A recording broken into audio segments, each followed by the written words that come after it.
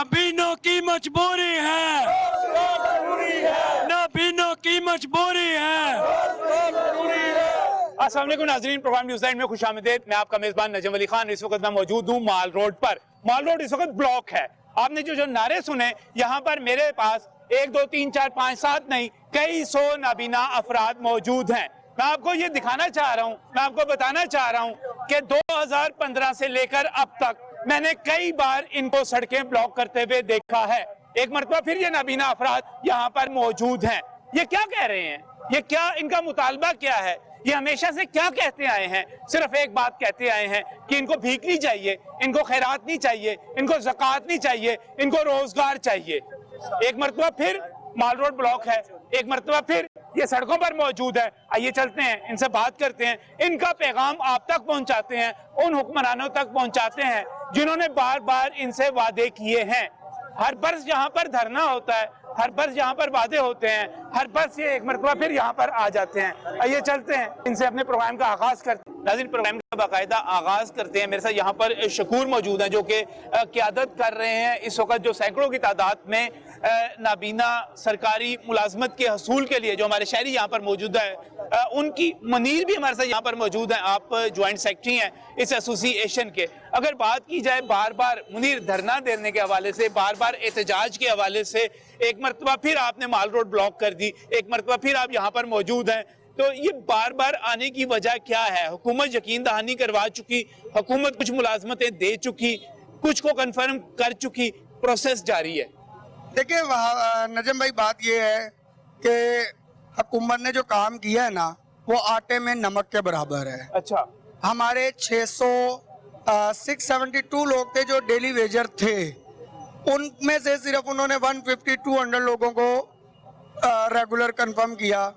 हमारे पंजाब भर के तकरीबन कोई 1000 साथी नहीं होंगे बेरोजगार, इससे भी कम ही होंगे, लेकिन इन्होंने सिर्फ 50 से 60 लोगों को रोजगार दिया।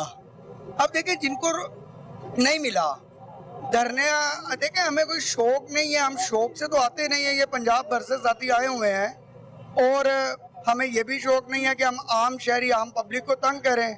तो जब हुकूमत नहीं ना करती, अच्छा करते क्या है कि जब हम हुकूमत वाले, मैं तो कल से कह रहा हूँ मीडिया पे कि यहाँ तो कोई सदारती ऑर्डिनेंस जारी करवा दें या गवर्नर साहब कोई ऑर्डिनेंस, कोई कानून पंजाब असम्बली में ला दें कि जी जो नबीने सड़कों पे आएंगे तब उन्हें जॉब मिलेगी, जब नहीं आएंगे तब नहीं मिलेगी।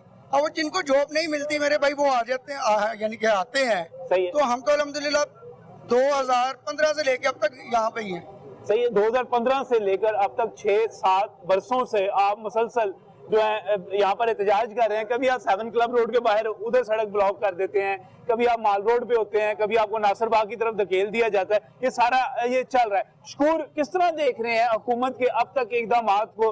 राजा बशारत साहब की मीटिंग्स मेरे सामने आ रही हैं, वो कह रहे हैं हम दे रहे हैं मुलाजमतें, लेकिन थोड़ा सा सब्र करना पड़ेगा।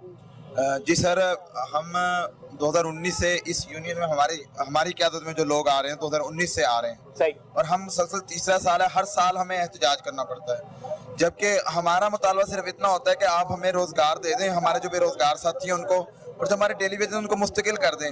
जब उनको मुस्तकिल कर देंगे तो ये सड़कों पर आने का सिलसिला खत्म हो जाएगा। एक प्रॉपर पॉलिसी बना दी जाए जिस पर इम्प्लीमेंट होता रहे। और इसी तरह से जो हमारा 3% डिसेबल का कोटा है, उसमें से हम यही चाह रहे हैं कि हमारा 1% जो उसको सेपरेट कर दें, ताकि ये खुद ब खुद जो है वो आगे अकोमोडेट होते रहें। इसी तरह से हमारा स्पेशल एजुकेशन का डिपार्टमेंट है, वो उसमें हमारे जो मखसूस सीट्स हैं वो मौजूद हैं, उनको वो वैकेंट हैं, उनको भी अनाउंस नहीं कर रहे। अगर उनको अनाउंस कर दिया जाए तो हमारे सैकड़ों लोग वहाँ पे भी एडजस्ट हो सकते हैं, जो अकॉर्डिंग टू एजुकेशन और अकॉर्डिंग टू स्किल्स हैं। तो जबकि हम ये जब डीजी स्पेशल एजुकेशन के पास जाते हैं तो वो हमारे ऊपर तशद्दुद करते हैं और हमें धक्के दिए जाते हैं, उस डिपार्टमेंट से निकाला जाता है, जबकि वो डिपार्टमेंट हमसे ही मसनूब है। वो आपसे बदतमीजी करते हैं। जी बिल्कुल, बात नहीं सुनते आपकी। जी बिल्कुल, कोई बात नहीं सुनते। डीजी स्पेशल एजुकेशन जो है वो बिल्कुल बात नहीं सुन रहे और बिल्कुल किसी किस्म का काम नहीं कर रहे। और हम मुसलसल उनके पास जाते हैं, वो हमें जो है वो तशद्दुद भी होता है हमारे ऊपर। रिसेंटली कुछ मंथ्स पहले हम वहाँ पे गए थे तो हमारे साथियों पर तशद्दुद हुआ, जिसका मेडिकल भी हुआ था और बाकायदा वो हमारे पास रिपोर्ट्स भी मौजूद थी। उस वक्त हमने केस करवाने की भी कोशिश की थी, लेकिन हमारी कहीं भी सुनवाई नहीं हो रही। अब हल क्या है इस सारी सूरत हाल का?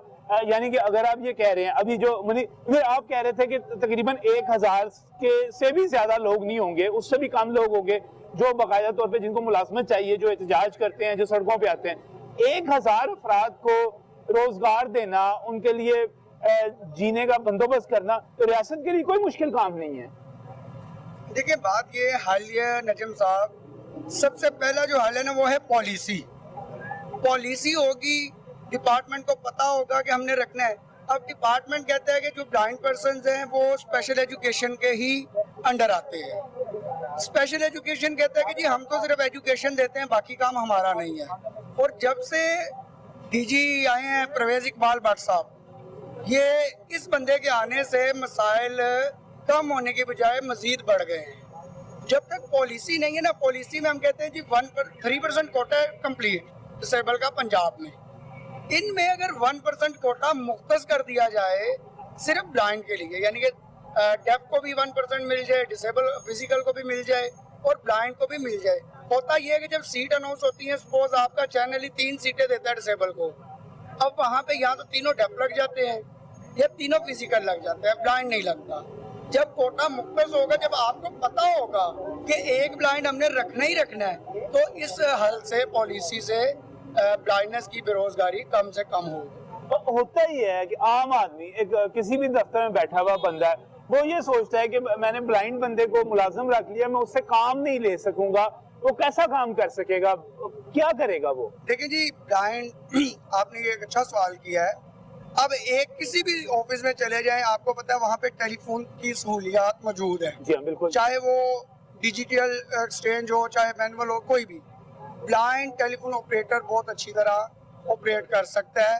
उसके अलावा देखिए, एक साइड पे आपने ये सवाल किया, दूसरी साइड पे ब्लाइंड जज भी है। जस्टिस यूसुफ सलीम साहब सिविल कोर्ट लाहौर में है, वो भी तो टोटली ब्लाइंड है। तो ब्लाइंड सब कुछ कर सकता है, सिर्फ हमारे यहाँ अवेयरनेस की कमी है। इनको ये चाहिए, एक हल ये भी है कि सोशल वेलफेयर और स्पेशल एजुकेशन मिलके तमाम डिपार्टमेंट्स को इकट्ठा करे, उनमें सेमिनार्स करवाए, अवेयरनेस प्रोग्राम करवाए कि ब्लाइंड देखें ये कुर्सी बुन सकता है, ये मोबाइल ऑपरेट कर सकता है। यहाँ एंड्रॉयड मोबाइल हमारे यहाँ आप पब्लिक समझती है शायद कि आम बंदा ही चला सकता है, हमारे यहाँ ब्लाइंड पर्सन ये अब मुझे दिखा रहे हैं, एक दोस्त दिखा रहे हैं यहाँ पर, उनके हाथ में इस वक्त जो है स्मार्ट मोबाइल है और अच्छा खासा। और आप एक मिनट में इनसे जरा एक चीज पूछना चाहूँ, आप इसको ऑपरेट कर लेते हैं? जी सर, मैं इसको ऑपरेट कर लेता हूँ। अच्छा, इसका टॉक बैक ऑन करके मैं इसको ऑपरेट करता हूँ। सही। और अभी मैं कामों की मैं हूँ डेली वेजर पे, वहाँ पे काम भी करता हूँ। काम भी करते हैं? हाँ जी, वहाँ पे मैं काम भी करता हूँ, लेकिन उसके बावजूद भी आज पैगाम ये आया है कि कामों के सीईओ साहब ने कहा है कि हमने ब्लाइंड को निकाल देना है। बताओ, हमें डेली वेजर से भी निकाल रहे हैं, रोडों पे ना आए तो क्या मांग के खाएं? ये सवाल बड़ा अच्छा है कि अगर हम यहाँ पर जो है एहतजाज नहीं करेंगे, आपसे मुलाजमत नहीं मांगेंगे, तो क्या हम मांग कर खाएंगे? ये बड़ा बड़ा अहम सवाल है कि क्या चाहते क्या है हुक्मरान, चाहते क्या है? लेकिन नजम भाई बात ये है कि आप बाहर जाएं, किसी भी सिग्नल पे जाके देखें, वहाँ पे ब्लाइंड शायद कोई एक आधा खुदा न खास्ता मांग रहा होगा। ज्यादातर सही लोग जो कि मजदूरी कर सकते हैं, जो कि कोई किसी किस्म का रोजगार कर सकते हैं, वो मांगते हैं। उन पे तो माशरा कुछ नहीं कहता। बात ये है कि देखिए, आपने पहले भी मैं उस बात को कंप्लीट कर दूं कि ब्लाइंड टीचिंग कर सकता है। हमारे यहाँ ब्लाइंड का आपके पास आप में से लोग पढ़े लिखे भी हैं? मेरे पास पढ़े लिखे? हाँ जी, आप पढ़े लिखे हैं? मैं पढ़ा लिखा हूँ। आप कितना पढ़े हुए हैं? मैं 6 जमातें पढ़ा हूँ। 6 जमातें पढ़े हुए हैं। और आप कितना पढ़े हुए हैं? MA B.Ed है। नाम क्या आपका? सलीम। क्या नाम है? सलीम नाम है। सलीम नाम है। सलीम, आप कहाँ से आए हैं? मैं लाहौर से। लाहौर से ही हैं और MA B.Ed हैं आप? जी, MA और आप तो बाकायदा तौर पे पढ़ाने की अहलियत रखते हैं, वो डिग्री आपने हासिल की भी है। जॉब नहीं है आपके पास? मैं जॉबलेस हूँ, पार्शली हूँ मैं। आप पार्शली ब्लाइंड है? जी, जी। लेकिन आपको जॉब नहीं मिली भी? नहीं मिली। जॉब नहीं मिली भी आपको? सही है। यहाँ पर और भी, यहाँ पे जब हम मुनीर बात करते हैं पढ़े लिखे होने की, तो आप में से कई लोग अच्छे पढ़े लिखे सर, यहाँ पे कई अच्छे पढ़े लिखे लोग खड़े हैं जो डबल MA है, मास्टर किया हुआ है। अब देखिए ना, ज्यादा ये है कि MA स्पेशल महकमा स्पेशल एजुकेशन की बात कर रहे थे अरसलान भाई। अब स्पेशल एजुकेशन जब 2004 में साबिका वजीर आला परवेज इलाही साहब ने कहा ना कि जी हम पॉलिसी बनाते हैं और सेंटर बनाते हैं ताकि ब्लाइंड लोगों को हम ज्यादा से ज्यादा अकोमोडेट कर सकें, तो इसी महकमे ने, स्पेशल एजुकेशन वालों ने अपने खातिर अपने भतीजे बांजी भांजों को इस महकमे में भर्ती करने के लिए ये मौका इख्तियार किया कि जी एमए स्पेशल एजुकेशन जो करेगा ना वो इस महकमे में लग सकता है। अब आंखों वाले एमए स्पेशल एजुकेशन करके लग रहे हैं और जो नाबीना एमए स्पेशल एजुकेशन किया वो बेरोजगार सड़कों पे बैठे हैं। ये सारी सूरत हाल है नाज़रीन। इस वक्त जो यहाँ पर बड़ी तादाद में लोग मौजूद हैं और जब हम बात करते हैं हुक्मरानों की, जब हम बात करते हैं नए पाकिस्तान की, जब हम बात करते हैं रियासत मदीना की, तो रियासत मदीना में इस तरह मजबूर लोगों को इस तरह नहीं खड़े होना चाहिए। इनके हकूक हैं, इनके पैगाम हम पहुंचाएंगे आप तक, वज़ीर आज़म इमरान खान तक, लेकिन इस ब्रेक के बाद। Welcome back from the break. नाज़रीन, नाम क्या आपका? सलीम, रो क्यों रहे हैं आप? 1 साल हो गया धक्के खाते हुए, गवर्नमेंट कुछ नहीं दे रही, हम रोडों में पड़े, हमारी देखभाल इमरान खान नहीं कर रहे, हमें धक्के पड़ रहे, हम नबीने क्या करें, हम इधर धक्के खा रहे हैं, हमें कह रहे हैं नौकरियां देंगे, हमें नहीं देते। नौकरियां कह रहे हैं, नौकरियां देंगे। आप कहाँ से आए हैं यहाँ? मैं जिला शेखोपुरा से आया हूँ। कोई काम इस वक्त आप कर रहे हैं? नहीं कर रहा हूँ, बेरोजगार हूँ, 1 साल हो गया धक्के खा रहा हूँ रोडों पे। कभी का आप क्या काम कर सकते हैं सलीम? बस मुझे किसी जॉब में दे दे, मैं अनपढ़ हूँ, कहीं भी दे दे, मैं वहीं कर सकूंगा। मतलब क्या काम? अगर यहाँ से अगर मैसेज दिया जाए, किसी वजीर को दिया जाए, किसी मशीर को दिया जाए, किसी नौकरी, जो काम दिया जाएगा अपना हक लाल का हो, बस वो मेरे लिए अच्छा है। वो आपके लिए अच्छा है? हक लाल का हो, अच्छा हो। तो आप ब्लाइंड हैं? ब्लाइंड हैं और आप नहीं चाहते कि आप मांग के गुजारा करें? नहीं मांगना, अल्लाह से मांगना है, भीख दुनिया वालों से नहीं मांगेंगे हम नबी ने, हम अल्लाह से मांगेंगे, अल्लाह के रसूल से मांगेंगे। और वक़्त के हुक्मरानों को ये चाहिए कि नबीनों की हिफाजत करनी चाहिए, नबीनों को सब कुछ देना चाहिए। जो सदूतरे लोग हैं उनको जॉबें दे रहे हैं, नबीनों को कोई जॉबें नहीं दे रहे हैं। नबीनों के साथ साथ चक्कर और फ्रॉड चल रहा है, ये रोडों पर कुचले जा रहे हैं। नबी जो सदूतरे लोग हैं इनको कुचले जा रहे हैं, ये बेचारे पाँव के नीचे पड़े हुए हैं। कल से हम धक्के खा रहे हैं रोड पे, हमारी कोई नहीं सुन रहा है, ना इमरान खान साहब सुन रहे हैं, ना बगदाद उस्मान साहब सुन रहे हैं, ना पंजाब का कुछ और बंदा सुन रहा है। अल्लाह की रजा के लिए हम नबीनों का कुछ सारा बन लो, हमें अच्छी जॉब दे दो, बस हमारा यही है आखिरी सवाल। हमें और कुछ नहीं चाहिए। हम खुशी से रोड पे नहीं आते, जब घर में कुछ नहीं मिलता है खाने के लिए तो हम अपनी यही कहते हैं हमें जॉब मिल जाए। तो हम किसी चक्कर के लिए, किसी सियासत के लिए रोड पे नहीं निकले हैं मेरे भाइयों, हम अपने हक के लिए निकले हैं। इमरान खान साहब, आपको ये पता होना चाहिए कि नबीनों की हिफाजत, रियासत मदीना का नाम खिला के नबीनों की कोई इज्जत नहीं की जाती,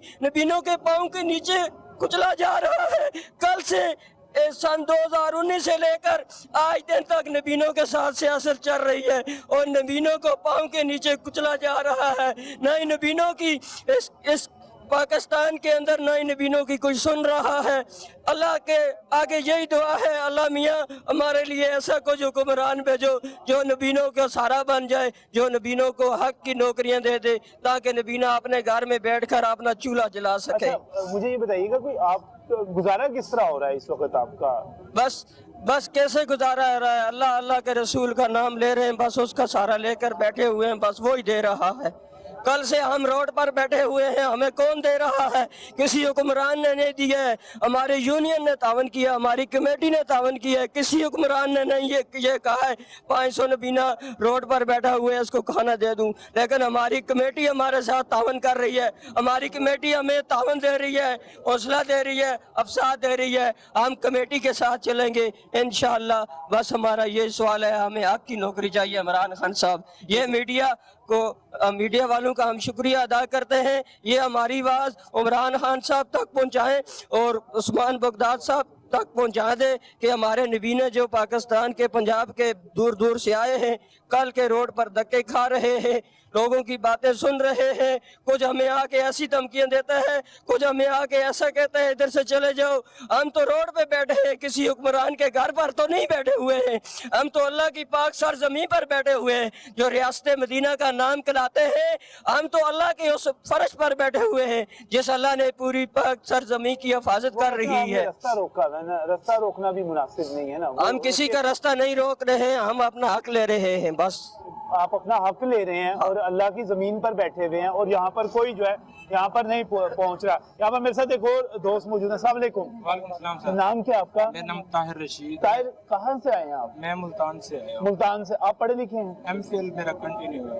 आप एमए कर चुके हैं और एमफिल इस वक्त आपका जो है वो कंटिन्यू है। जी सर। तो जॉब कोई नहीं है आपके नहीं, पास? अभी तक जॉब नहीं मिली। मैंने अब कितनी मरतबा अप्लाई किया है तो हमें जॉब नहीं दी जाती, कोई हमारी बात नहीं सुनता।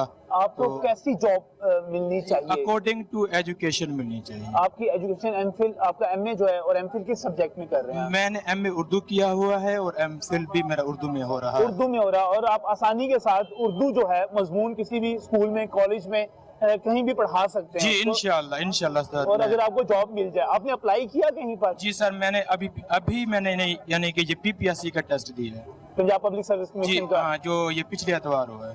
तो उसके बाद अभी पिछले इतवार को आपने टेस्ट दे दिया है जी सर। और लेकिन अभी तक आपको जॉब जो है वो तो खैर टेस्ट का रिजल्ट आएगा, जी, उसके जी। बाद इंटरव्यू होगा और फिर आपको जॉब मिलेगी। जी, जी, तो अभी तक आपका गुजारा कैसे होता है? तो बस जी अल्लाह और अल्लाह के रसूल के सहारे में, अल्लाह और अल्लाह के रसूल के सहारे पे नाम लेकर बस हो जाता है। अल्लाह ताला रोजी दे देता है। अल्लाह ताला रोजी दे देते हैं। लेकिन आप पढ़े लिखे हैं, पढ़े हुए हैं। यहाँ पर एक और दोस्त, आप कहाँ से आए हुए हैं? जी मैं फैसलाबाद से।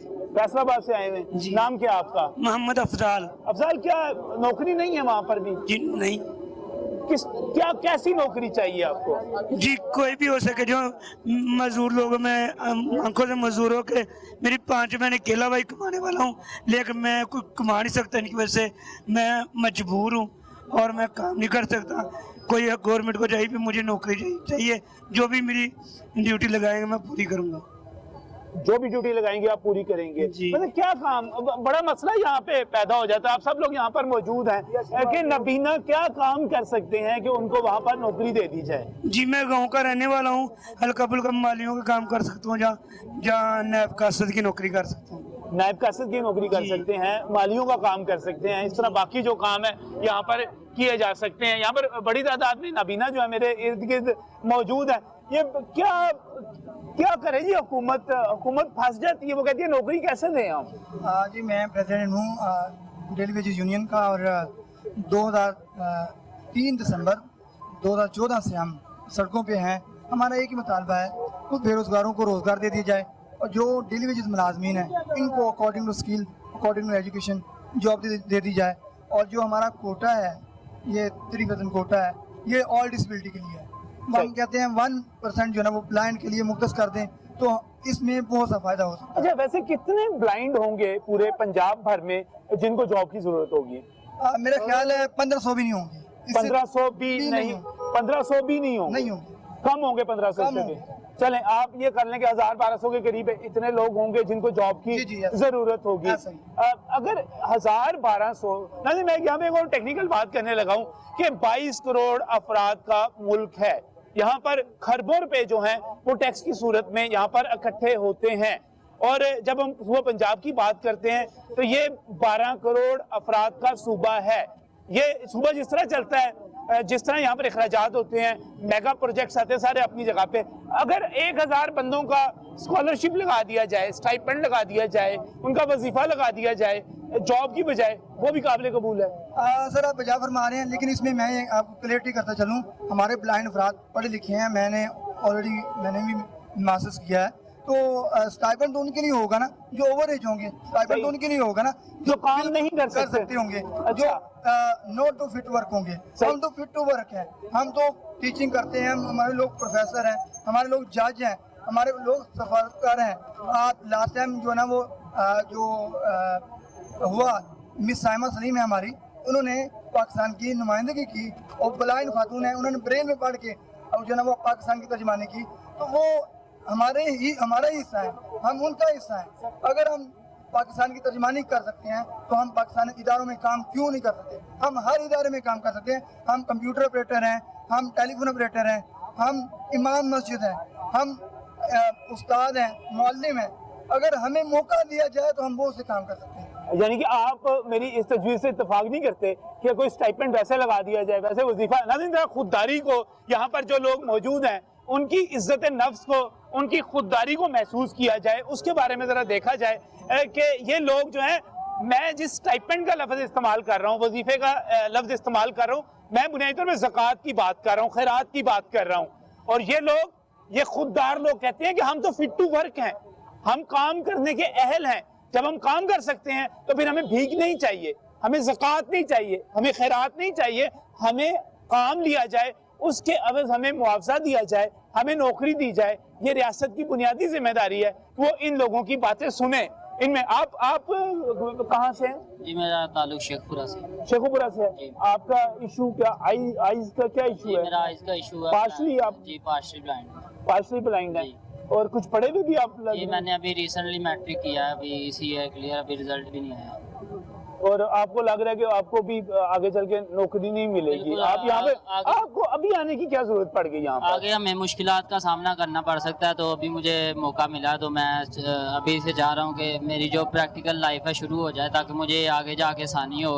और हम इसमें कोई भीख नहीं मांग रहे, हम तो अपने राइट्स मांग रहे हैं। सिर्फ हमारे MPhil होल्डर्स हैं यहाँ पर भाई, तो अगर ना मिली तो मुश्किल बाद में बनेगी, इसलिए हम आए हैं यहाँ। इसलिए यहाँ पर आए हैं ना। मैं यहाँ पर मजीद जो है दोस्त यहाँ पर मौजूद हैं। जी आप कुछ कहना चाह रहे हैं?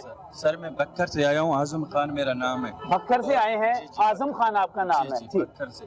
और मैं पिछले 5 सालों से अप्लाइयाँ कर कर थक चुका हूँ, ना मुझे नौकरी मिली और मैंने मैट्रिक किया हुआ है, ठीक है ना सर। तो ये जो रियासत मदीना का दावा कर रहे हैं, जो जब ये आए थे तो बड़े बड़े दावे कर लिए हैं, अब ये नाकाम हो गए हैं, ठीक है ना। ये कोई हकदार नहीं है हुकूमत चलाने के। जो मजदूरों का ख्याल नहीं रख सकता वो रियासत मदीना कैसे चला सकता है? वजीर आजम आप इधर आकर देखें, आप इधर आना चाहिए था आपको। आप देखते, अगर आपके बच्चे इसी तरह होते तो आपका दिल पे क्या गुजरती।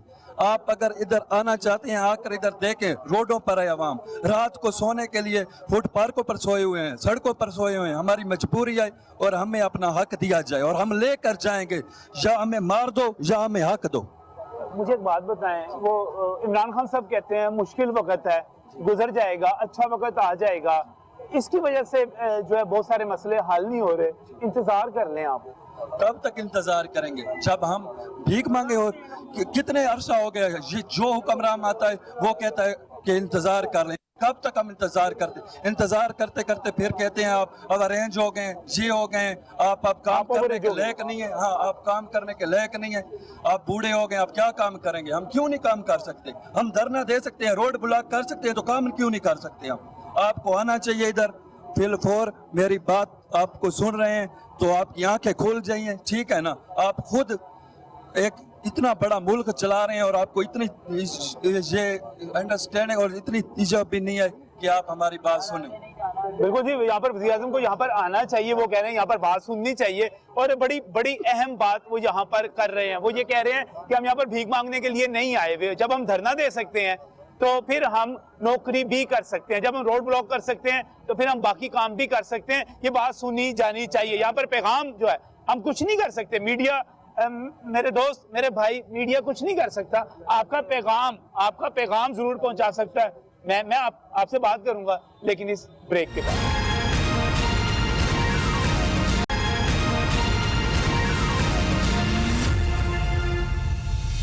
Welcome back from the break. नाज़रीन, ये सामने आप बड़ी सादा सी चीज लिखी हुई है, नाबीना अफराद की एक आवाज, मुस्तकिल रोजगार। उनको कुछ नहीं चाहिए, उनको सरकार से, आपसे खैरात नहीं चाहिए, भीख नहीं चाहिए, ज़कात नहीं चाहिए। वो आपसे कुछ पैसे नहीं मांगते। वो कहते हैं कि हमें जो भी हम काम कर सकते हैं वो रोजगार यहाँ पर दे दिया जाए। यही मुतालबा है आपका? जी ऐसा ही है सर। मैं आपको बताता चलूँ कि स्पेशल एजुकेशन डिपार्टमेंट ने 2004 में डिफरेंट कैटेगरीज के स्कूल बनाए और सेंटर बनाए, यानी कि जहाँ पे चारों डिसेबिलिटीज इकट्ठी काम कर रही हैं। वहाँ पे हमारा जो सब्जेक्ट है ये केन का, यानी कि कुर्सियाँ बुनना, और उसका 1 to 8 तक जो है वो लाजमी पीरियड पढ़ाया जाता है। ये लाजमुल मलज़ूम है। वहाँ पे टेस्ट लिया जा रहा है, पेपर लिया जा रहा है बोर्ड का, लेकिन वहाँ पे टीचर नहीं है। जब हमने स्पेशल एजुकेशन को कहा कि ये सीट्स जो ना क्रिएट करें और ब्लाइंड अफराद हमारे पढ़े लिखे जो लोग हैं, जो स्किल्ड लोग हैं, वहाँ पे आ जाएंगे, तो तब हमारे ऊपर लाठीचार्ज कर दिया गया, हमारे ऊपर शेयरिंग तशद्दुद किया गया, वो भी स्पेशल एजुकेशन डिपार्टमेंट के गुंडों की तरफ से, ये बाहर की तरफ से नहीं। हम कहीं रोड पे नहीं थे, हम अपने डिपार्टमेंट में थे। हम ये समझता हूँ डिपार्टमेंट हमारा घर है, सोशल स्पेशल एजुकेशन हमारी माँ है और सोशल वेलफेयर डिपार्टमेंट हमारा बाप है। अगर माँ बाप की तरफ से हमें लाठियाँ, ठुड्डे, मुक्के बरसाए जाएंगे तो हम कहाँ पे जाएंगे? ये सवाल बड़ा ये बड़ा जेन्युइन सवाल है, बड़ा अहम सवाल है। और नाज़रीन, इससे पहले मुझे याद पड़ता है साबिक सदर जनरल ज़ियाउल हक जो थे, उनकी साहबजादी थी ज़ैन ज़िया, उनके हवाले से था कि वो डिसेबल हैं, और उस दौर में जो काम हुआ वो बड़ा अहम काम हुआ। उसके बाद साबिक वज़ीर आला पंजाब चौधरी परवेज़ इलाही, मैं पंजाब असम्बली के बाहर मौजूद हूँ, चौधरी परवेज़ इलाही ने स्पेशल एजुकेशन के लिए जितना काम किया शायद तारीख में किसी ने ना किया हो, लेकिन अब कोई भी सुनने वाला नहीं है। आप चौधरी परवेज़ इलाही से क्यों नहीं मिलते? जी, हमारा मुतालबा है कि हमें स्पीकर पंजाब असम्बली जनाब चौधरी परवेज़ इलाही साहब से मिलवाया जाए, लेकिन वो यही कहते हैं कि गवर्नमेंट इनकी है। मैं अगर आप लोगों से बातचीत करके वादे कर भी लूँ तो ये पूरे ना करें तो फिर मैं आपके सामने शर्मिंदा होऊंगा। उन्होंने अल्हम्दुलिल्लाह ऑलरेडी ब्लाइंड के लिए, ब्लाइंड की रिहेबिलिटेशन के लिए, एजुकेशन के लिए बड़ा काम किया वेल चौधरी परवेज़ इलाही ने। और लेकिन चौधरी परवेज़ इलाही दुरुस्त कह रहे हैं। मुझे याद है कि पंजाब एजुकेशन फाउंडेशन का इशू बना था, और पंजाब एजुकेशन फाउंडेशन के इशू में चौधरी परवेज़ इलाही ने पंजाब के कोई 28 लाख बच्चों के लिए जब आवाज़ बुलंद की थी तो हुक्मरान आगे से डट गए थे, नहीं सुनी की थी। आप दुरुस्त कह रहे हैं, आप क्या कहना चाह रहे हैं? देखिए, इस हुकूमत में अभी आपने बात की परवेज़ इलाही की, जनरल ज़िया साहब की, इसी हुकूमत में जो इनके साथ साथी हैं, शौकत बसरा साहब हैं, उनका अपना बेटा ब्लाइंड है। वो क्यों नहीं है सड़कों पे? क्योंकि वो एक MP MNA का बेटा है। शमीम परदोस नकवी साहबा का भी एक बच्ची ब्लाइंड है। वो क्यों नहीं है सड़कों पे? क्योंकि वो एक सियासतदान की, उनके घर में दाने हैं, खाते हैं, वही ना। हाँ जी। तो मैं यही कहूँगा कि देखिए, ये जो है स्पेशल एजुकेशन, ये अगर हमें सिर्फ अकोमोडेट कर दे तो हमें किसी और इदारे की तरफ जाने की ज़रूरत ही नहीं है। ब्लाइंड केन वर्कर की सीटें खाली हैं 1 साल से, उस पे वो है भी ब्लाइंड की, वो कोई आम बंदा ले भी नहीं सकता, सही, उस पे भी वो ये भर्तियाँ नहीं कर रहे। मैं एक और बात ये भी कहूँगा कि अपोजिशन हर मामले में आगे आगे होती है। हुकूमत का कोई वीक पॉइंट मिले फौरन अपोजिशन आती है। आज अपोजिशन का है, पीपल पार्टी में कमरुज़्ज़मान कायरा साहब का भतीजा नबीन है, इनके अपने घरों में ब्लाइंड हैं, लेकिन उसके बावजूद भाईजान उनके घरों में दाने हैं, वो खाते पीते लोग हैं। ये शौकत बसरा साहब, जब इनके बेटे के इलाज का मसला बना था, पंजाब असम्बली में इन पर तनकीद हुई थी और कहा गया था आपने सरकार से पैसे लेके इलाज करवाया, हमने बड़ी मेहरबानी की है। आज शौकत बसरा साहब को आपके साथ होना चाहिए था, मैं आपसे इत्तेफाक करता हूँ। और यहाँ पर अपोजिशन को सियासत की बात नहीं है, कुछ इंसानी हमदर्दी की बुनियाद भी होती है। आप कहाँ से आए हुए हैं? सर मैं शेखपुरा से आया हूँ। अच्छा, क्या कहना चाहेंगे आप, क्या पैगाम देना चाहेंगे इमरान खान साहब को? सर इमरान साहब को मैं यही कहना चाहूँगा कि हम लोग, अगर हमारे पास कुछ खाने के लिए होता तो हम यहाँ पर जलील ना होते। अगर अपना हक लेने के लिए इमरान खान साहब धरनों पर आ सकते थे तो हम भी आए हैं धरनों पर, इंशाल्लाह ताला अपना हक लेकर जाएंगे।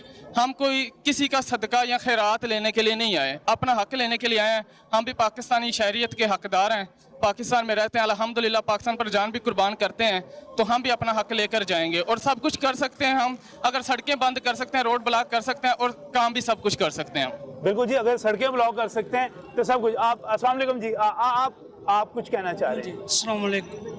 ਅਸੀਂ ਸਿਆਲਕੋਟੋਂ ਆਏ ਆ। ਅੱਛਾ। ਤੇ ਅਹਿਮਦ ਰਜ਼ਾ ਮੇਰਾ ਨਾਮ ਹੈ। 3 ਭਾਈ ਆ ਅਸੀਂ, ਤਿੰਨੇ ਅੱਖਾਂ ਤੋਂ ਪੀਂਦੇ ਆ ਤੇ ਅਸੀਂ 5-6 ਸਾਲ ਹੋ ਚੱਲੇ ਨੇ ਦਰਖਾਸਤਾਂ ਦਿੰਦੇ ਆ, ਐਪਲੀਕੇਸ਼ਨ ਕਰਾਉਂਦੇ ਆ ਤੇ ਸਾਡੀ ਕੋਈ ਨਹੀਂ ਸੁਣਿਆ ਕਰਦਾ। ਵਜ਼ੀਰ ਆਜ਼ਮ ਇਮਰਾਨ ਖਾਨ ਕੀ ਅਪੀਲ ਹੈ ਕਿ ਸਾਨੂੰ ਕੋਈ ਜਾਂ ਜੋਬ, ਕੋਈ ਸਾਡਾ ਕੋਈ ਵਜ਼ੀਫਾ, ਸਾਡਾ ਕੁਛ ਨਾ ਕੁਛ किया जाए।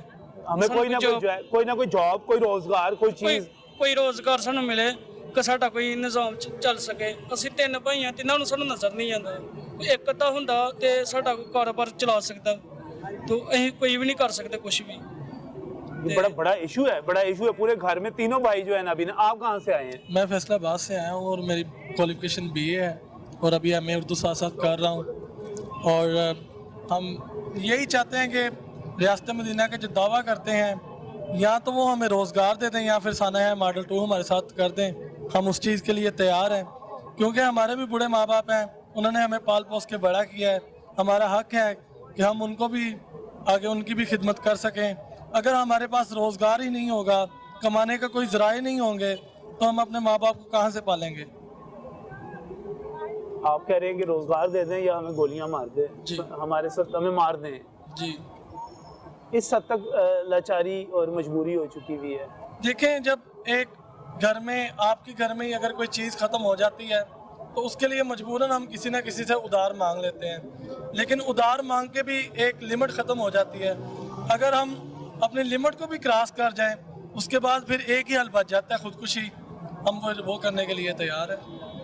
ये बड़ा नाज़रीन, बड़ी एक अफसोसनाक सी सूरत हाल है। यहाँ पर आप पीछे मेरे खड़े हुए हैं, आप बात करना चाह रहे हैं, आप आगे आइएगा थोड़ा सा। जी, अस्सलाम वालेकुम। वालेकुम सलाम जी। मैं मीडिया के तवस्सुत से जनाब उस्मान बुज़दार साहब और दीगर हुकाम से ये अपील करता हूँ कि मैं डीजी खान का हूँ, आप ही के ज़िला का हूँ और मेरी तालीम MA है। पिछले साल वो माजूर अफराद के लिए वैकेंसियाँ आई, जब मैंने अप्लाई किया और फिर जब इंटरव्यू देने गया तो उन्होंने कहा भाई जो नाबीना है वो रिजेक्ट है, नाबीना को हम नहीं देते। नाबीना किधर जाए?